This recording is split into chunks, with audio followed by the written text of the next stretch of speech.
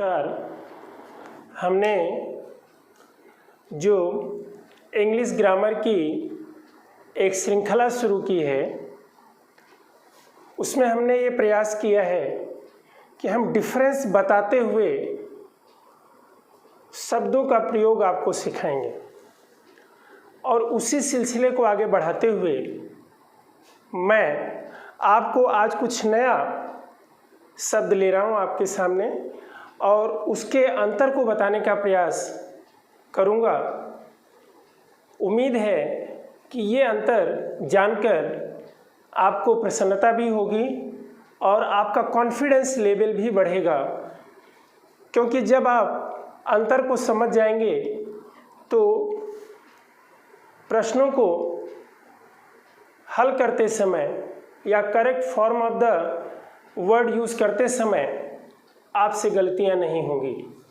हम यहाँ स्टार्ट करते हैं। हम दो शब्द लेते हैं, ऑन टाइम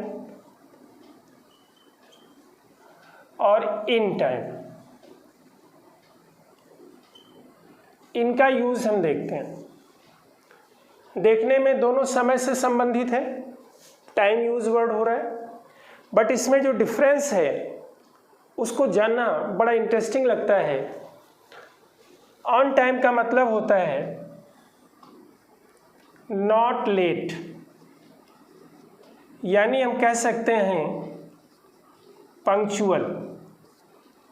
अगर कोई कार्य पंक्चुअल हो रहा है, मतलब उसमें लेट नहीं है, तो हम ऑन टाइम का इस्तेमाल करते हैं। और इन टाइम में हम इस्तेमाल करते हैं सून एनफ, शीघ्र, जल्दी। अब इन सेंटेंस को हम यूज करके देखते हैं। द ट्रेन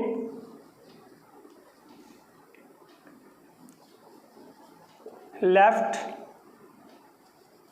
ऑन टाइम, यानी ट्रेन ने समय पर स्टेशन छोड़ा या डिपार्ट जो हुई ट्रेन वो समय पर हुई, लेट नहीं हुई। जैसे कोई कहता है I will meet you on time, इसका मतलब है कि मैं आपसे समय पर मिलूंगा, लेट नहीं होगा। दूसरा, जब हम इनका प्रयोग करते हैं तो इनका मतलब होता है कि जो टाइम है उससे और जल्दी, जितने जल्दी हो सके उतने जल्दी। जैसे I want to get home in time to सी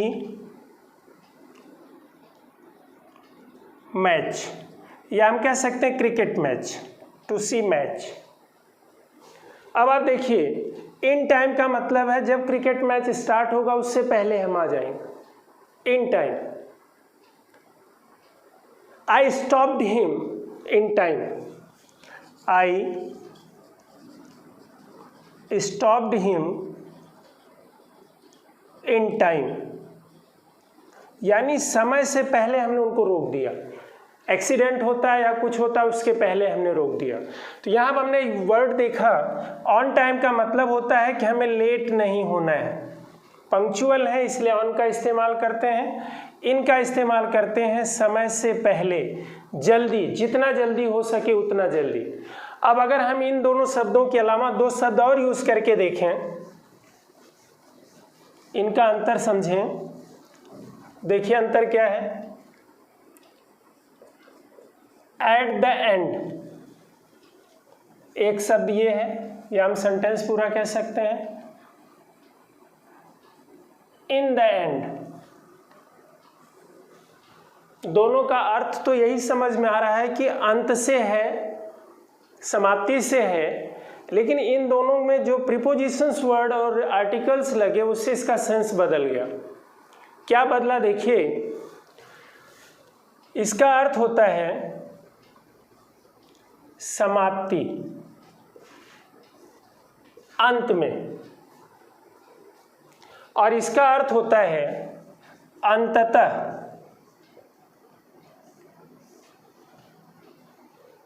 अंततः का मतलब फाइनली हमने क्या किया, परिणाम जो मिला हमें उसके बाद हमने क्या किया। अब इसको हम अगर सेंटेंस से अंतर इसका जानने का प्रयास करें तो कैसे देखेंगे।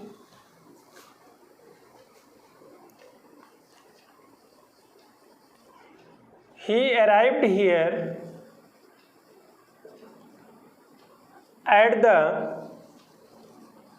end of meeting.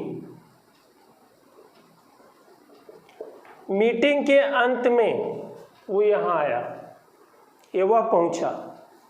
He arrived here at the end of meeting.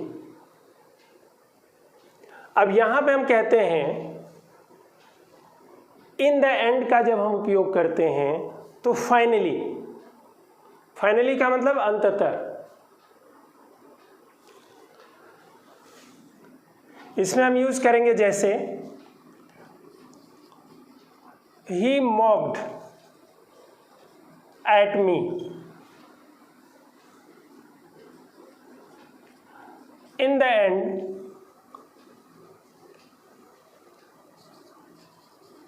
I broke the friendship.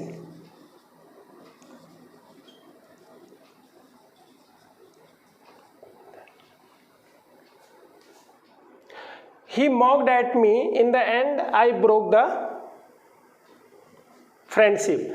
Finally, अंततः हमने, उसने मेरा मजाक उड़ाया, अंततः मैंने उससे अपनी फ्रेंडशिप तोड़ दी। तो यहाँ पे देखिए बहुत क्लियर सेंस है कि जब हम शब्दों का प्रयोग कर रहे होते हैं तो फाइनली वर्ड जब हम यूज करते हैं अंततः, तो उसमें इन द एंड का प्रयोग होता है। और जब हम समय की समाप्ति की बात करते हैं तो वहाँ पे हम एट द एंड का प्रयोग करते हैं। इसी के साथ एक शब्द और यूज करना चाहेंगे हम, और वो है on the, sorry, bye the time. Bye the time इसका अर्थ होता है जब तक।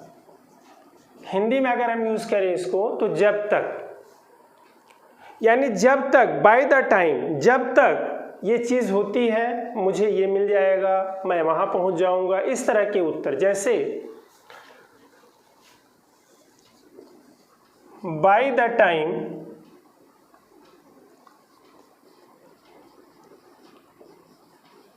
you receive this letter,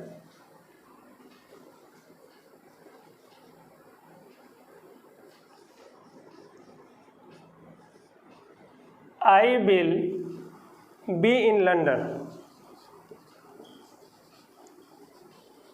इसका अर्थ देखिए, by the time you receive this letter I will be in London, यानी जब तक तुम इस पत्र को प्राप्त करोगे या ये पत्र जो मेरे द्वारा लिखा गया तुम्हें मिलेगा, तब तक मैं लंदन पहुंच चुका होऊंगा।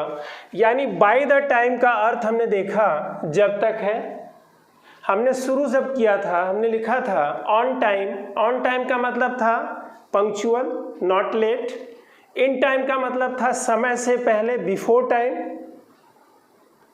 एट द एंड, कार्य के समाप्ति पर। After the work, after the duty, after the behaviour.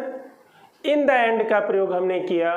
Finally, अंततः, परिणामतः हमने क्या किया, एज ए रिजल्ट हमने क्या किया। हमें लगता है कि ये छोटा सा वीडियो आपको जरूर पसंद आएगा। धन्यवाद।